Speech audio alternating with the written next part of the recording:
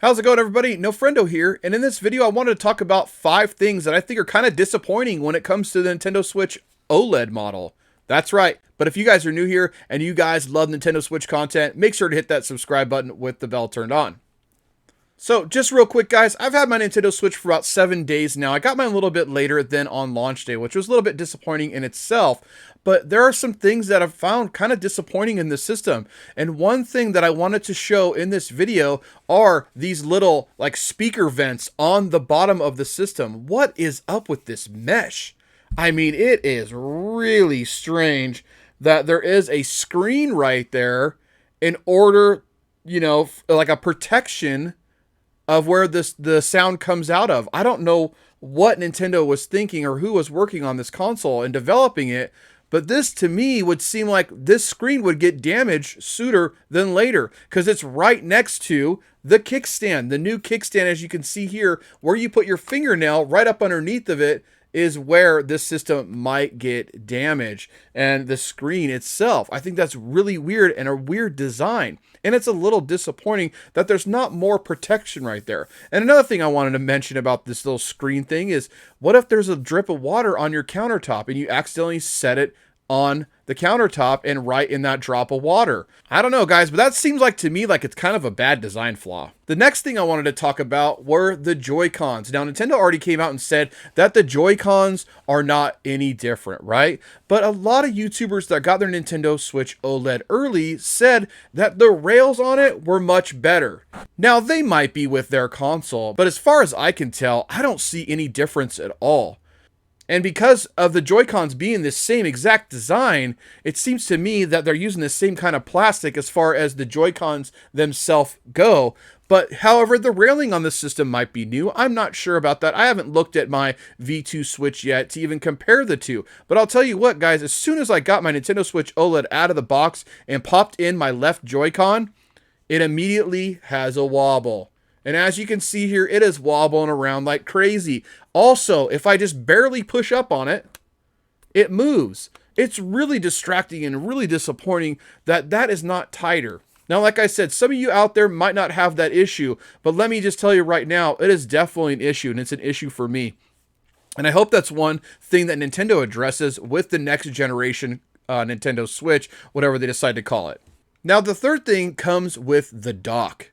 Now, the dock is really nice looking. Don't get me wrong. They added in the new LAN port. It's just an overall better design. I like the fact that there is a rounder, softer entrance into, inserting the Nintendo Switch in the system itself.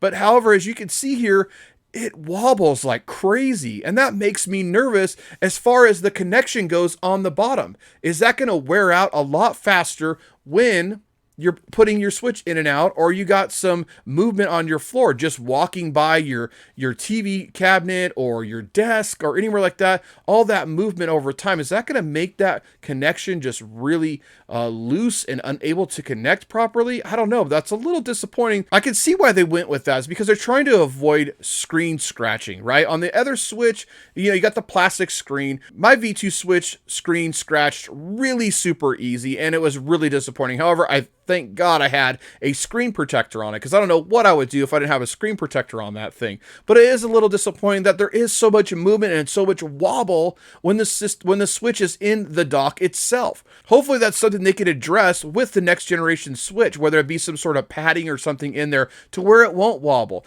But, to be honest with you guys, I like having that easier drop in when I'm putting my Switch down in the new OLED dock. I don't feel like I'm rubbing up against anything. So it needs to be something on the bottom there so it doesn't wiggle and move around. The next thing I wanted to bring up in this video, and something that I'm really disappointed in, is where the power button and the volume button lie. Now, it's weird to me, and it's kind of awkward to find the power button. I know it's kind of a stupid little gripe, but it's disappointing that the button isn't sticking up just a little bit higher so it's easier to find. Now, as you can see here, they also changed the volume toggle, and it feels really small. However, when I'm playing a game and I want to turn the volume up real quick, I feel like I'm shuffling around to get the volume turned back up. That is kind of annoying and a little disappointing. I didn't have that problem with my original Switch or even on the Switch Lite. I don't have that problem trying to find the power button or trying to find the volume toggle. I know, like I said, that's kind of minute, that's kind of minimal, but it is a little disappointing that they didn't research that just a little bit more to where it would feel like you're actually touching the button. I don't know, sometimes I have to stop what I'm doing, look at the volume toggle to turn it up or turn it down,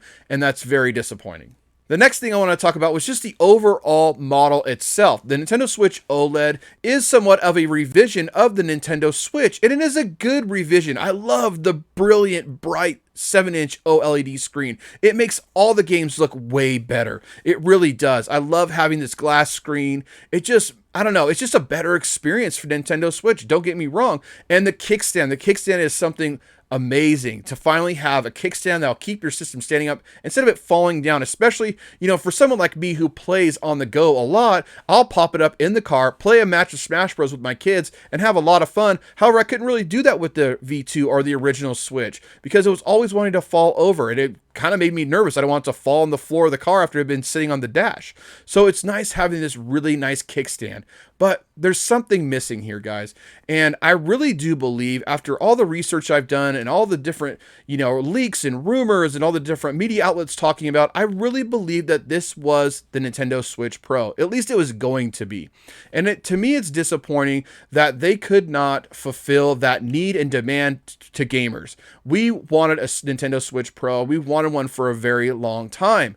And I think that this is a half-baked Pro version of the Nintendo Switch. If they would have put that new NVIDIA chip in there to do DLSS upscaling like everyone was talking about, even Bloomberg was talking about it, you know, then I think that there would have been a much better revision on the market. But however, with world circumstances, everything going on with COVID and shipping issues and component issues being at a very all-time low, which made things very difficult, I think Nintendo pulled it back and just gave us the OLED screen with the new kickstand and the new dock, which is fine for me, but it is disappointing that that didn't go through. I would have waited until 2022 to get my hands on the new revised Pro version of the Nintendo Switch, and I think with the DLSS technology in there, it would have carried us through for a few more years until that next gen Switch came out. So it is disappointing that this definitely feels like a Pro version of the Nintendo Switch. However, the internals are just not there, and it is disappointing. But let me know what you guys think about the Nintendo Switch OLED. Actually, like I said, I'm having a really good time with the Nintendo Switch OLED. It is definitely my go-to Nintendo Switch from here on out, for sure. Until that next gen Switch comes out, this is my Switch device. I will not go back to my V2 and probably use the Nintendo Switch Lite here and there. I don't know, but this is definitely a more premium Nintendo Switch. However, the internals are just not there. But let me know down in the comments below, guys, if you picked up the Switch OLED and if you're enjoying it. Thank you so much for watching, and I'll see you on the next one. Bye.